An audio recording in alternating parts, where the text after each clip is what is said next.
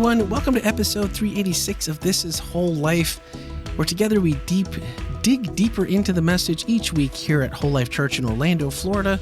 And this week is a special edition because all four of us are here again. Nobody is sick, even though my voice isn't completely back to normal. We discovered something, Randy. What did we discover? Ken can be gone.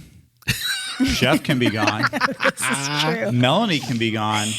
But if Randy is sick, there's just nobody who can do what you do, Randy. Well, you're the thing best. falls apart. We're gonna have to train somebody to throw in at the last second and throw it all together. Just know how valuable you are. There you go.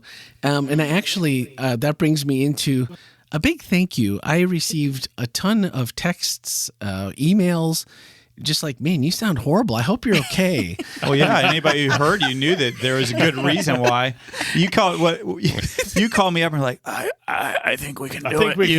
We can do it. And I was like, Randy, firstly, I know you could do it because you're strong. But I don't want to be in the same room as you. I did offer a phone call. I was like, I can sneak in. Yeah, that's true. You were very willing to be accommodating. So it is completely my fault that there wasn't one because I was like, Randy, just take, you know what? If we missed 1 week, our listeners will understand. They won't be happy, but they'll understand that it is far better for you to get a little rest. And Episode I tried. 386 featuring Randy on his deathbed. I know. That's why I made it a bonus, because I didn't want it to be one of the numbered episodes that someone might go looking for and actually listen. This was only for you faithful that are like, what? Bonus episode? Why? And then when the emails came back, it was like, wow, you sounded bad. I hope you're okay. Hope you're on the mend. So I do appreciate all of those. I could not at least put out a few things. I wanted to make sure people knew about Connected and Barn Party upcoming and all those good things. And so it was short. But that was about all my voice was good for. I don't think I would have made it through an entire episode. I was sucking. Was Melanie, were you on the phone with him? And he was like coughing and like he just couldn't stop. We were all both on it. Oh, were we all on? Yeah. We were looking at each other, shaking our heads. This is not going to happen. But they call at podcast time right? And I am feeling really, really bad at this point. And they all call and they made me laugh. And that was it. One spot of phlegm to the back of the throat. And it was like a 5-minute cough fest that there was no recovery and from. We never laughed during the podcast. So you would have probably been okay. Probably would have been okay. But my wife was like, what are you doing? And I'm like, well, I'm going to sit down and record. And she's like, now? Exactly. And I'm like, it's only a couple minutes. I have it all in my head. It'll go quick. And it did. And I did no. I want somebody out there to let Randy know that if he's not well, it is okay. We do want to get to a place where we have a backup, engineer to do it. But you know what? There's times when you're just sick and it's okay to be sick.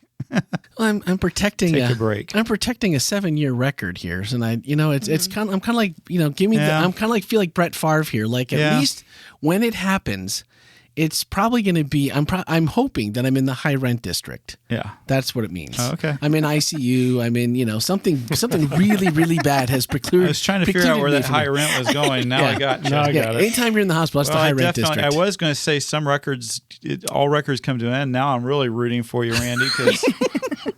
That's not the kind of vacation I'm looking for, honestly. No, it's not the kind we're looking for you to have either. Shucks. Anyway, so here we are. We're going to catch up on Philadelphia and then look directly in your feed after this one because we're going to do Laodicea today too. We're going to give you 2 on the same day, and that will get you through the rest of your week. Series. Because we never cheat you. No.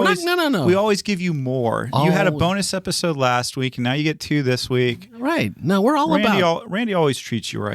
We're always going to make sure you're well taken care of. So if you remember back to Philadelphia, we had a couple of promises that we're going to get to at the end. Ken gave us a question, or Haas gave us a question. Poor Haas that day. Yeah. The computer doesn't work first service, but there's not a lot of questions. He gets questions at second service, and then we're out of time. Yep. Sorry, Haas, but you did a good job. It's like a running gag, though, now. It happens to him all the time. If Haas is on, it's like that's what's going to happen. He's not going to get to ask questions. So we're going to get to those right before we get to the questions because those two kind of work together. We're going to make those work out. But the first thing about Philadelphia was I was like, okay, Philadelphia cream cheese. No. There was, and I was thinking, everybody's favorite sandwich. We all want to have the Philly cheesesteak. The Philly cheesesteak. Which, by the way, can I just say, great vegan restaurant. Have you gone yet? Where? V's. Oh, I've heard about it. V's vegan restaurant. They have a Philly cheesesteak. Really? Vegan sandwich. They have a lot of good things, but on this show, I love to tell you good places to eat. Well, you will not be, if you're vegan, you will not be sad. Well, all right. If you go to V's. And it was good. And if you go and you like it, make sure it's like, hey, maybe you should listen to Whole Life because this is Whole Life because every once in a while we have local recommendations in Orlando. We give you the bread of life and the regular bread. And because man can't live on bread alone. Yeah, exactly. Yeah, even though sometimes I'd like to try because I just really love bread. Oh, yeah. Anyway, so after I was like, okay, there's no food again. Sardis, no sardines. We went to Philadelphia. I was like, ooh, there's got to be. I mean, it's food. No. But we did get to meet our good old friend Shebna. And Shebna, and I'm like, okay, Chief Steward for King Hezekiah. And this guy makes what seems to be, I mean, I get that there's a cultural difference between then and now, but I'm like, really? The guy was like, hey, that's a really good piece of rock over there.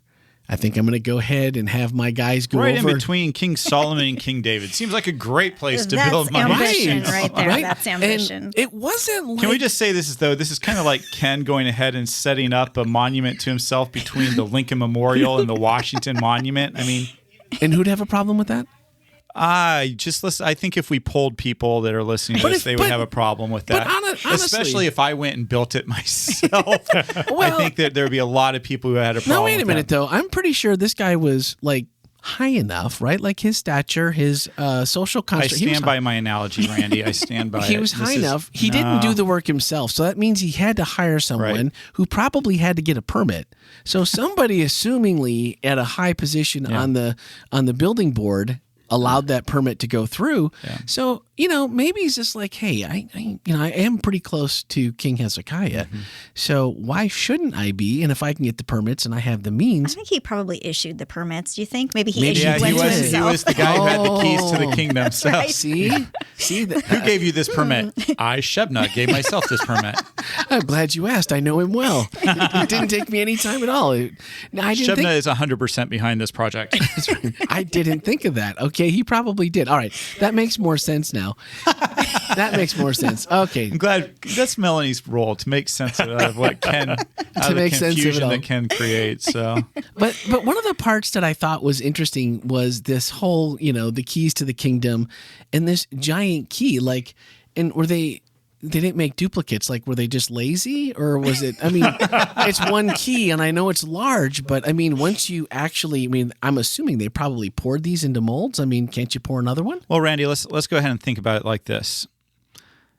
There are some places I've worked before that, churches are notorious for this. You make a key, you give it to a volunteer. Oh. They have a friend who needs to be getting in, so they make a replica of the key. And before you know it, pretty much everybody has a key to the church, right? Key to the church, gotcha. And so there was not laziness involved in this. It was actually if you have the key to the treasure and storehouse of a kingdom, limited access is important. So multiple copies, not a good plan. But it's not like you can put this key in your pocket, though. I mean, if you had a second key and you're walking in, wouldn't they know that, like, hey, you're not Shebna? And you're walking over like a lumberjack with this giant key over your shoulder? I'm going to have to ask Melanie to give you an illustration to help you out because I don't know how to help you here. But it's these are weird questions. It's like Las Vegas. It's like Las Vegas. It's like if you have the key to the vault, it's not like they're going to give you a key. You're going to have the eye scan, the voice scan. It's going to take a lot to get you into that vault. Because so this really was a working key. Yes. Like it opened something. Yeah. Wow. Okay. I thought it was more metaphorical or just more. Okay. No, literally. This was the key to the treasure storehouse or storehouses of the king of Judah. And so this is not a small thing. There's a lot of really costly, expensive treasure found there, and for him to have the key to it. If you go back to the story of Joseph in the Old Testament, you see that Joseph was the chief steward of Potiphar, and Potiphar didn't have to think anything about what was going on because Joseph was so trustworthy, and literally had access to everything under Potiphar's control. And this is Shebna's role in Hezekiah's kingdom. He has access to everything, and that key is not just a symbol, but it literally gave him access to the king's treasure house. So here's an observation. This came from one of our questions. It's a good place to put it in. So Shebna was kind of like positionally like Joseph was to Potiphar, but he just lacked Joseph's humility. Is that a good comparison? That's a perfect comparison. Thank you, Aaron. See, I needed someone to bail me out. It's been Melanie so far, and now Aaron. Thank you. That worked out well. I think it's also important to remember, and I briefly alluded to this in the sermon, that I think it went beyond the hubris of building a tomb in the, where the tombs of all the great kings of Israel were at. That in some Jewish lore, Shebna also was betraying secrets, Judah, was right? giving out the kingdom secrets to the Assyrians. And so there is a legend out there that was, or part of some lore that I came across in Jewish history, that Shebna also committed the crime of giving away some of the secrets of the kingdom, which, if you add to the hubris, that it really makes a lot of sense that Isaiah would come down hard on this guy. When you said that, it gave me the Haman vibes. Yeah.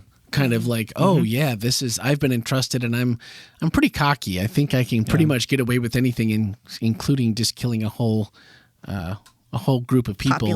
Population of people. Yeah, no, for sure. And the other part that intrigued me, Philadelphia, there's really no complaint. It's the youngest of the 7 cities, possibly, you said, created to be a missionary city. Yeah. Is that part of why they were kind of, some of the good things that Jesus had to say about came from that possibility? Well, according to, and I want to make sure Stefanovic is who I was quoting that. Yeah. And the reason I want to be sure I quote him is because I couldn't find this anywhere else.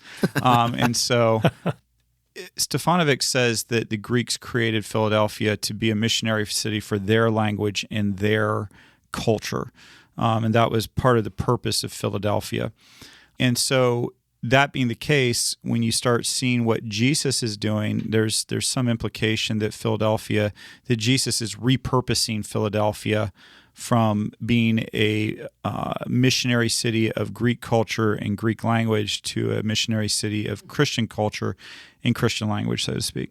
That would have been obvious to the people in the church living there, if that was the case, that it was meant to be that. Oh yeah, and not just to the people living in Philadelphia, it would have been very obvious to the other six churches as well in that Asia Minor area. They were all. It's kind of like we're all very familiar of, or I shouldn't say we're all aware, but we're pretty aware of what different. If I said Nashville and then said and then I made an allusion later to Music City, you would understand that country music was involved, possibly Christian music. You would have some context to that. And then if we talked about Seattle, and you would maybe think about rain, and you would think about really beautiful coffee. Yeah, you might think about coffee. That wasn't the word I was going to put, but yeah, that works for you. But you would think about those things. And so when you think about here in the United States, you can think that how would these 6 cities know about the 7th city or this? Well, the same way that we know about cities. And when we talked about Philadelphia, you talked about cream cheese, you talk about Philly cheesesteaks, and you kind of have the lore of those cities. That Philadelphia has the Liberty Bell, and so if you made an allusion to Philadelphia and about a bell, people would immediately kind of pick up on that. And if you talked about a tea party, people would think about Boston. And so the same thing is true when you're talking about these 7 churches. The people who are reading this, especially in that time and that place, would have been very familiar with the history, the lore, the legends, the all those things that go into that city. And so so not just Philadelphia, but all the other cities would have also been like, oh, missionary city. Oh yeah, okay, that's Philadelphia. Yeah, then we know what they were created to do, and we know the background of them, and they would have seen the little winks that Jesus is putting in there to the people there, and they would have very much understood what was going on, and that's really the value. I mean, it's the value of actually taking time to actually know the culture and what's going on in that time and place, because if you just read the text straight, you'll get some good things out of it. Sure. And you'll get some good things out of it, but you'll not get the richness that was there for the original person reading this message. And I imagine that there's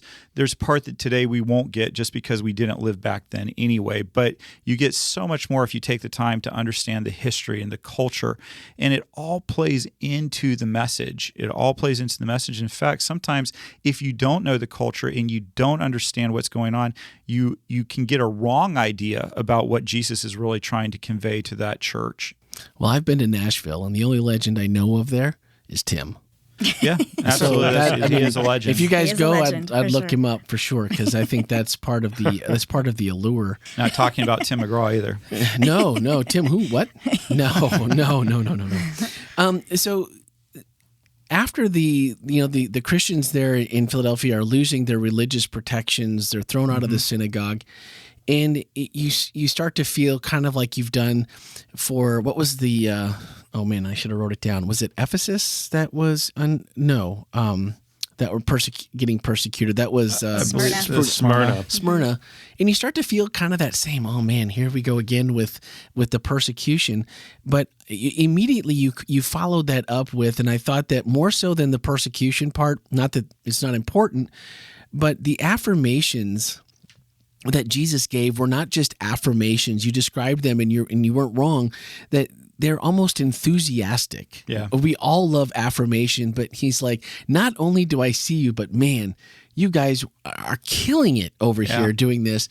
And it's like, how cool would it be if Jesus showed up at your church and said, I see you, whether it's persecution or not, but I see you, I see what you're doing, and you guys are killing it. And that just made me, it just put a really good smile on my face this morning when I re-listened to the message again, because I hadn't for a couple days. And that part really just stuck out to me.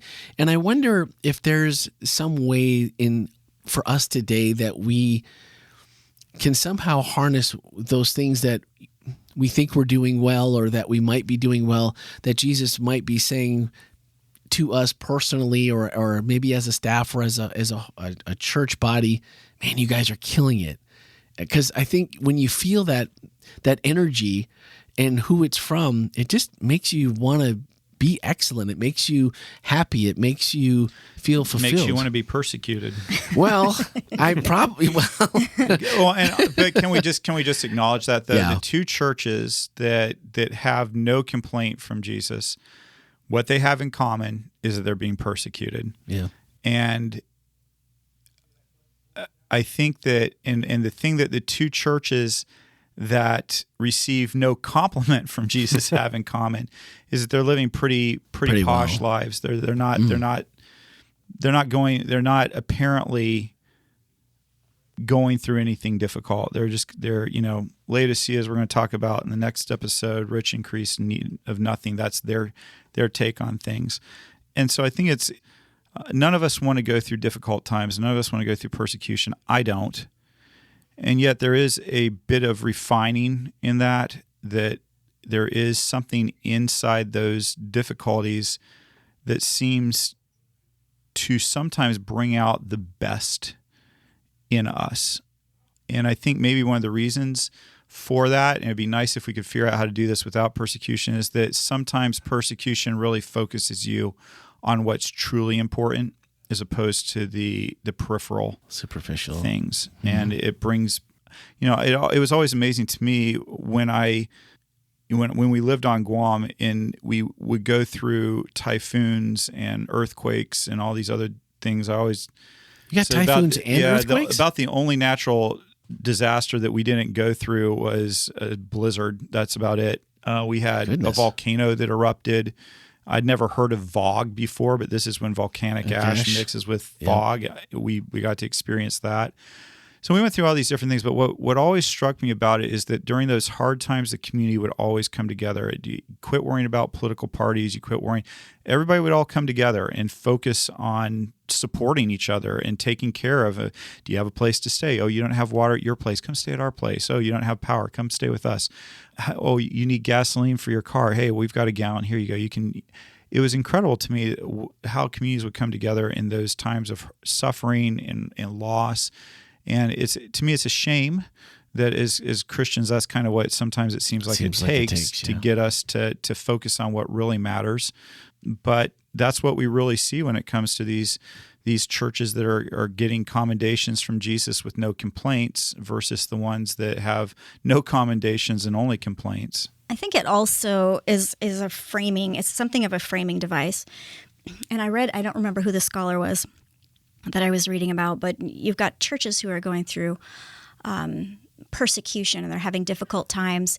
And what John is writing here, in some ways, you can see yourself as a victim, or you can see yourself as a contestant in a great struggle. And I think what's happening here is John is trying to talk to people and use these words that he received to help people understand, that maybe there's more going on. So maybe what you're experiencing is you can see it more than one way. So if you imagine yourself as a contestant versus a victim, then all of a sudden there's some energy in that. There's some endurance. There's some perseverance. Mm-hmm. And a lot of resilience. Mm-hmm. Yeah. I think too that if this letter was, in a sense, read to everyone in every church, there's also a factor that brings into, not everyone that's listening to this is all in the same boat, so to speak. And so you do get this feeling of, especially if you were in that church where you were somewhat complacent and living a pretty posh life, you kind of realize, whoa, where should I be focusing? Yeah. And I did think there's a redirect here that each person, or each member of these churches gets a chance to see from a different perspective of how God sees different things at, even at different locations, so to speak. And I think it is a kind of a framework for where I can get a chance to refocus, even on I think there is a question coming up, by the way. I think we looked at it, but there is a personal side to this that we could look at from our own lives. Well, and I like that perspective idea that when different churches, different places, different circumstances, and being able to look at another church and maybe instead of being jealous, thinking to themselves, wow, I mean, look at what they're dealing with. We've got it good here, or vice versa. How can maybe it moves you to action instead of having to get to that point where, sometimes we have churches call, not even from our denomination, not even from our country, that will send an email and say, I noticed you guys do this on your online. Can you help me figure out how to do this? And it's a privilege to be able to say, yeah, I'd love to help. What do you need? And a lot of times it's just an idea. It's a framework. It's how do I get started? When we, instead of having to someone looking and saying, man, they don't really have what we have, but being able to share and give them that without having to be on the other side where you have to go through this suffering in order to realize, man, this stinks, but maybe that's why. Maybe we should be doing what they're doing. So I think there's ways we can do this too with being more on the positive side and helping those out without having to necessarily be told to do it. I did really like, though, Ken, that when the commendation you were talking about towards the end of your message about, because you've kept my word to endure patiently. And I'm like, patiently, does that have to be part of it? Because I can endure. It's rarely patiently. Melanie will attest to our working together last week. Friday night was one for the history books, wasn't it? It wasn't. We both endured. We're both here. We endured. what we set out to do was taken care of, but I wouldn't have said anything about me was patient necessarily, although for me it was very patient. So everything's relative. Everything's relative. But, just realizing that Jesus is right there with us, and his affirmation came from that spot. It's so easy to forget. And even during that week where it was kind of crazy and Friday night, kind of everything came to a head, and we had people online, praying for us and kind of sticking with through our. We had a lot of support. Thank you, everyone. That was awesome. Through support, and it was most of the people. I know that like Aaron, you were on there praying for us, and I know Randy.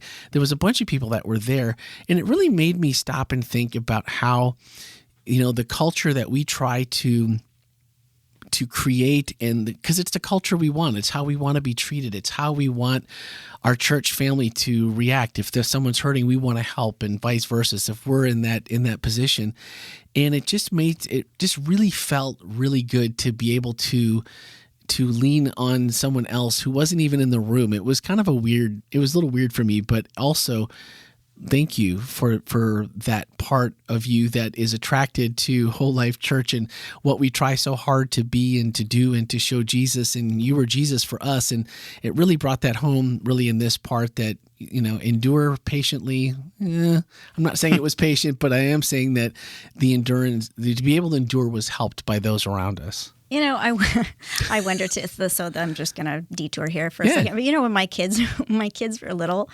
and they had to wait on something, and they weren't waiting patiently, there's the parent in me that's like, I appreciate you being so patient. Thank you for waiting patiently, because that's what you're trying to develop. You're trying to develop this idea. I wonder if Jesus is like, thank you for your patience.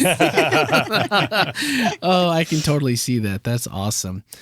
All right. Well, we are to the point now where we had a couple of things that Ken said he was going to cover in the podcast only. So if you've been waiting for that, now is your time. Been waiting for 2 weeks for this. For 2 weeks. And one of the verses finished with, "The one who overcomes, I will make him a pillar in the temple of God." And those were the two names on the pillars of Solomon's temple. So Ken promised a little bit more about that. One of the fascinating things, and by the way, if you're looking for resources on the 7 churches of Revelation, one of the resources I found the most helpful as I was studying this was a book called The Sermons to the 7 Churches of Revelation by a man named Jeffrey A.D. Wema. And apparently he has some sort of connection to Melanie has a friend who studied under him or something like that. Yeah, Calvin took a New Testament class from him and Calvin. Anyway, so that was kind of funny because her friend was visiting one week, and when I mentioned him, and it's like, I took a class from him. So anyway, so that was kind of interesting. But Wema actually puts out, I think, 6 different theories on the columns in his book on the 7 churches of Revelation. And one of those has to do with, well, actually, a couple of them have to do with the columns that Solomon had in his temple. And I'll run through it really quick, but the 2 columns, one was called, and I'm probably going to butcher the name of it, is Jakin, Jakin. I don't know.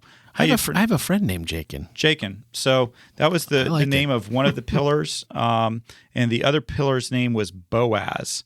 So these 2 pillars, Boaz means in him is strength, and Jacob, they think it probably means he establishes. So those are the names of these 2 pillars. And so when Jesus says that they'll make him pillars, they kind of think of Solomon's temple. They think about these 2 pillars.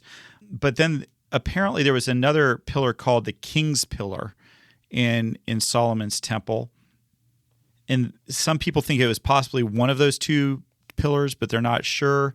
So this is another one that it could be. Apparently, there was also a custom in some of the pagan temples that whenever a priest was at the end of his time of service, that he would erect a pillar that would put his name. He would put his name, the name of his father, the place of his birth, and his years of service, and he would erect this pillar inside the pagan temple with his name and all that information on it. So again, this is another theory.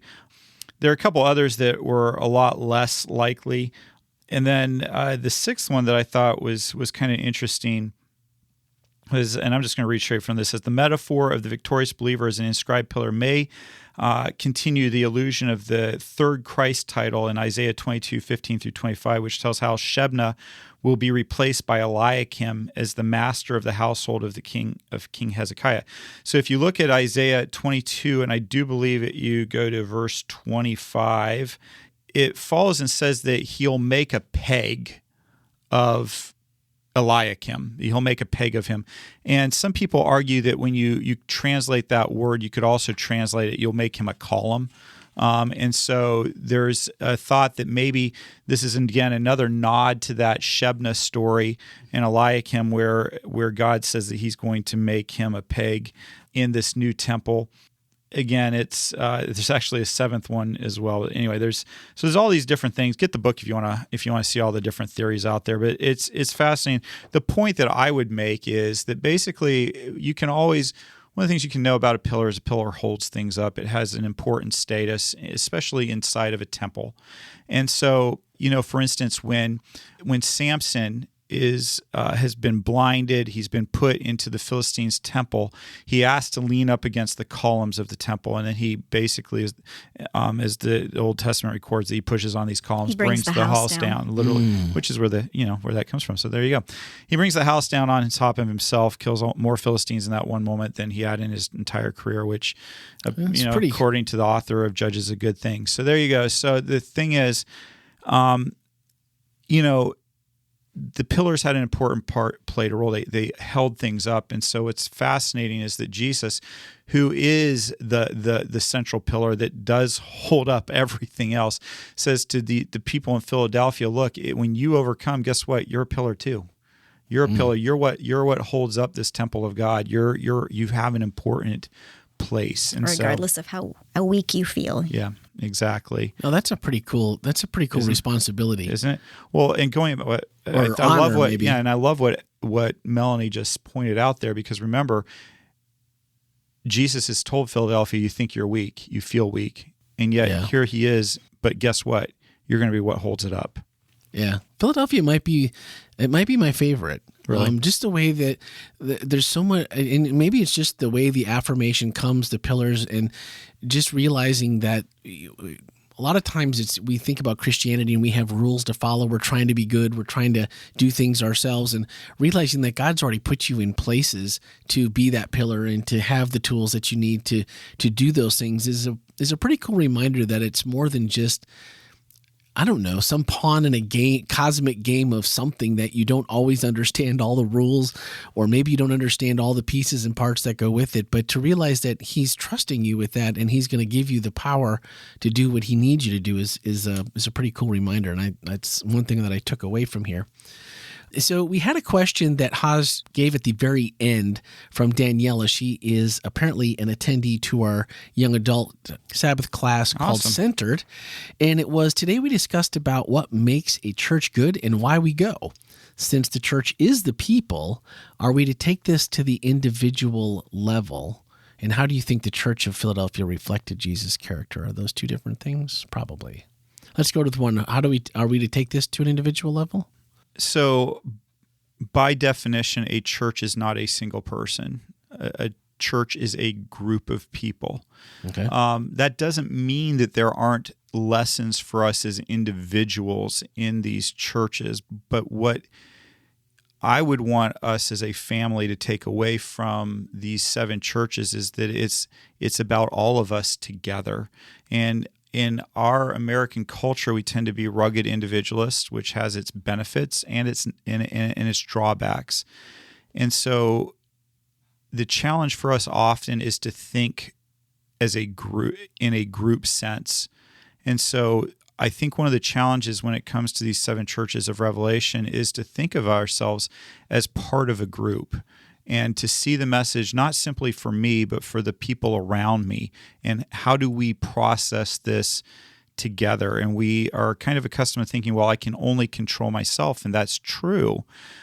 But what I've noticed in life is that when one person views themselves as a part of a group, and that they can influence the group by the way they behave and the attitude they take, if it's one they've done studies repeatedly, and just one person with a bad attitude can drag down a large group of people with them, and vice versa. One individual with a good attitude who just has a positive outlook on things can take a group of people that don't have as many skills as you would think would be necessary to be successful, but that positive attitude can push it through.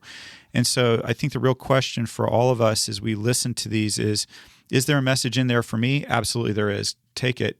But is there a message for me and us that we can push? It's almost like a body with many parts. Almost like playing their parts. Yeah, like in the I can't say to the rest of the familiar for body, some forget reason. you, I don't need you, and go hopping off by itself.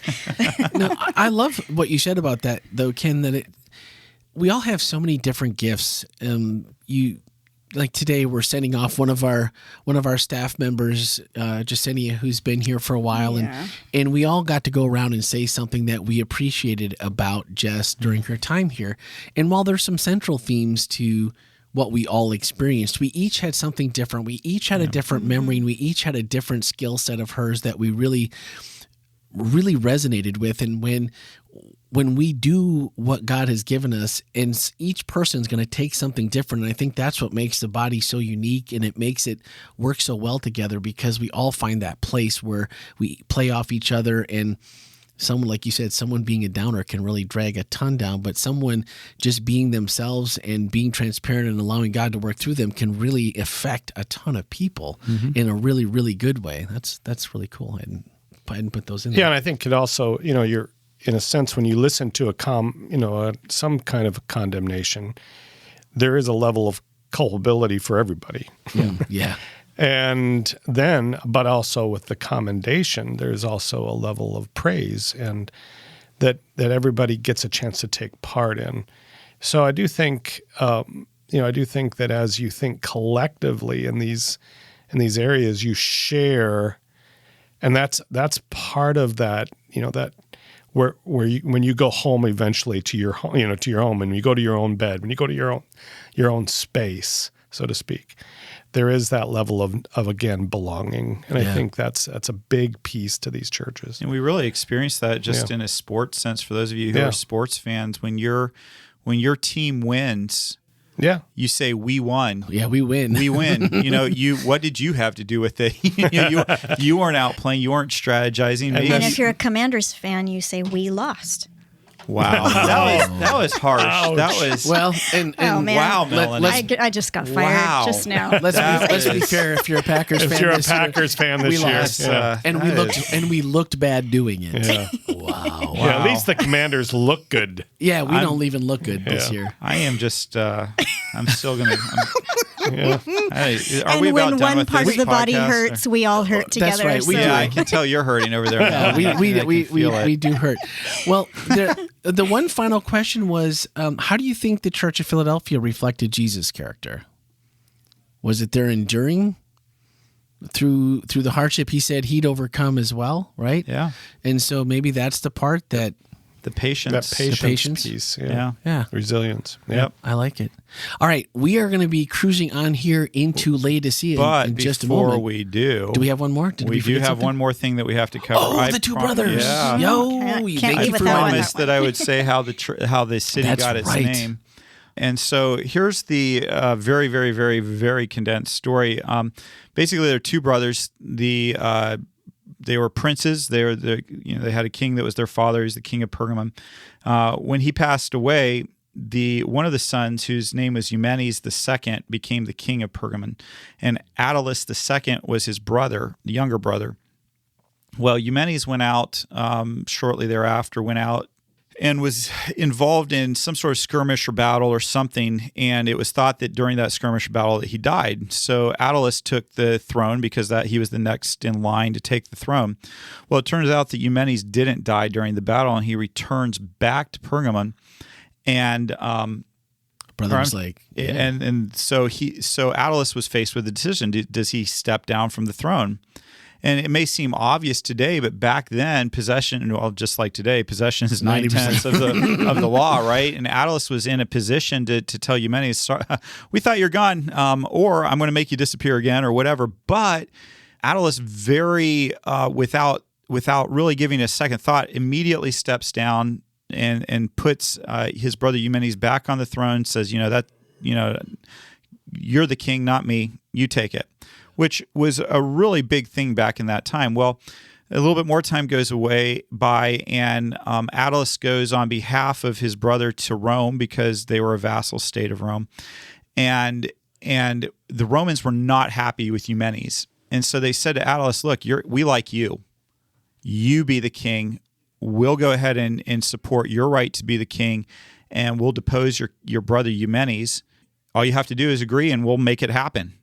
Wow. And Attalus turns him down. He says, No. My brother's the king.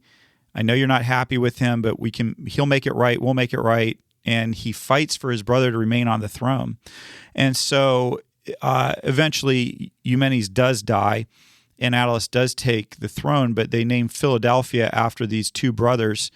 And Attalus was given the name of a brother of love, or the brother that loves his brother, because of the way that he showed respect to his older brother, even when he didn't have to. And so that's where Philadelphia got its name. City of brotherly love. That is the Greek city of Philadelphia. Now the U.S. city of Philadelphia got its name from the Greek city, and there you go. If you go to Lincoln Financial Field, I'm not sure you're going to feel that same kind of support, but you didn't hear that from me. Particularly if you're a Washington Commanders fan.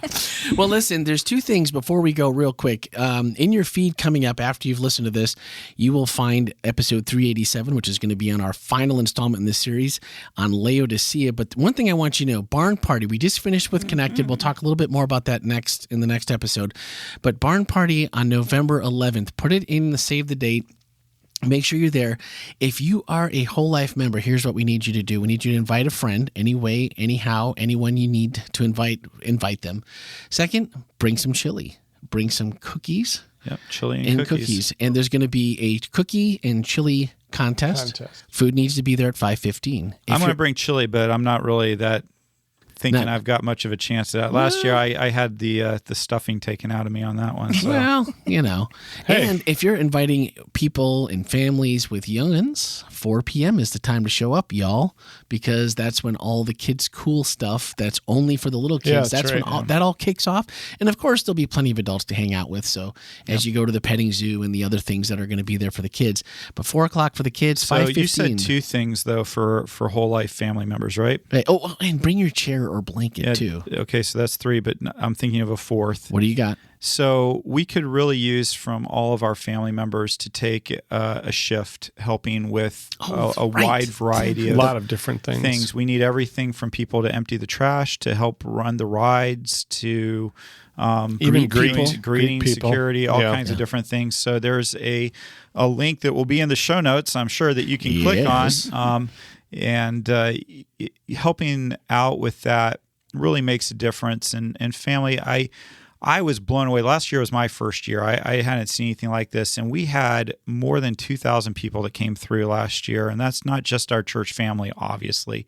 We have the community that's coming through. We've invited Advent Health University students that we're partnering with Advent Health on some other things. So there's a lot of people coming through. So it would be a huge help to us if you did those things that we ask. If you would be willing to sign up. You don't have to sign up for the whole evening, just take a shift, like an hour or 2 or whatever, whatever you want to do, but just take it away. And then you can have, do all this stuff also, but do that. And then bring a big pot of chili, bring cookies so we're not worried about running out for our guests and the people who are visiting. Don't make everybody eat hot dogs. No. I mean, the hot dogs are on us. They're on us and they're good. Yeah. But that would be it. And I mean, who doesn't love a good chili in the fall? Let me just tell you, a chili dog is one of the highest forms of nutrition. Well, that's true. out there, in my opinion. You bring the chili and we've already got the dog. All you got to do is, Yep, there it is. That's it. Melanie, did you? Well, no, I was just sitting here feeling nostalgic because actually Barn Party was my very first Whole Life event. That's right. Tim and I came down from Nashville and hung out with everybody and just decided we were going to stay. I think it's cookies and pie too. Is it pie too? Yeah, there's pie too. Although I don't know, there's not a pie contest. No pie. There's no pie contest. But there should be pie. So but if you want to bring a pie, and and let's face it, I mean, Publix makes a really good key lime pie, so you don't have You don't have to be a baker. Just got to talk to John about how to become a judge in the cookie contest. That's what I need to figure out. So, barn party, bring a blanket, bring a chair because you need a place to sit. We're going to bring the hot dogs. So, if you're, and like, you don't have to ask the people you're bringing. They don't have to bring anything except themselves. But for those of us here, members, we're going to bring the chili. We're going to bring the cakes and the pies and the cookies. No cakes, cookies and pies. Don't say cakes. Don't say cakes. If you bring cakes, but if you bring somebody will probably eat it. But but John Monday gave me strict instructions. No, don't say. And cakes. now you've said that more than you've said pie. So and now people are going to right. be like completely confused. It's pie. Bring pie. And I saved volunteer. Cookies. And I didn't even say volunteer. Ken said volunteer. But it will be in the show notes. So find a place to sign up, and we'll see you there. It's going to be a good time. It's going to be a great time. Look forward to seeing you. All right. That's going to do it for this week. Tune in really quickly. It'll be the next episode. For this minute. So, Nathaniel, we're a little bit short for your drive-in, but you can get started on Laodicea, and then you can go on your way home. You have one for both, Nathaniel. Who loves you? I do. By the way, love you all. Thanks for listening, and have a great week.